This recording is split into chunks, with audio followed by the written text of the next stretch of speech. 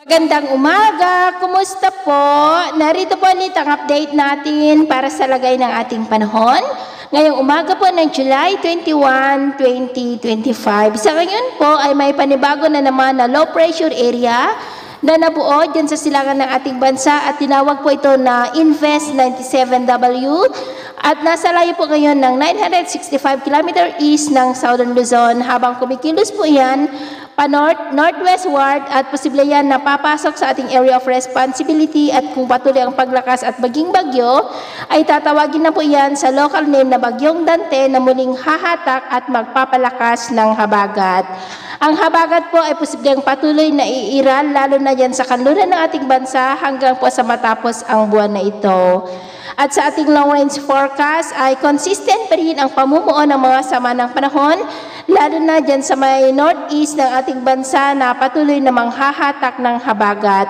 Wala naman pong bagyo na nakikita na tatawid sa ating kalupaan for the next 2 weeks. At sa lagay ng ating panahon, ngayong madaling araw po ay maayos ang panahon sa malaking bahagi ng bansa pero dahil sa habagat ay may mga isolated rains dyan sa may Batanes, Babuyan Islands, coastal areas ng Ilocos Region, Central Luzon, Nueva Vizcaya, Metro Manila, Rizal, Cavite, Batangas, Legazpi, Mindoro Provinces, Northern Palawan, Antique, Zamboanga del Sur at Sulu Archipelago.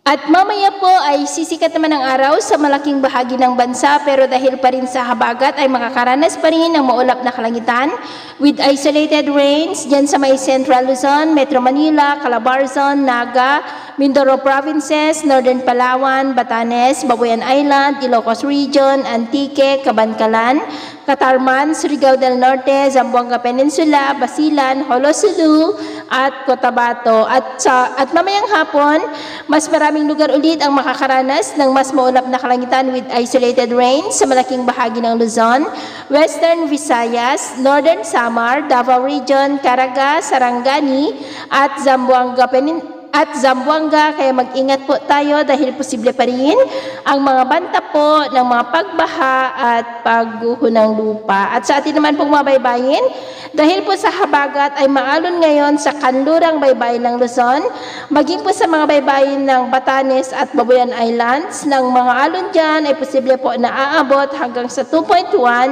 to 3 meters height. Kaya hanggat maaari po, ay iwasan na muna natin ang papalaot dyan sa mga may kulay pula para mas makaiwas sa mga sakunang pangkaragatan. So, yun po ng latest update natin sa araw na ito. Ako po muli si James na nagsasabing sa kahit na pagsubok po na darating sa ating buhay, huwag na huwag po tayong mawawalan ng pag-asa. Thank you and God bless!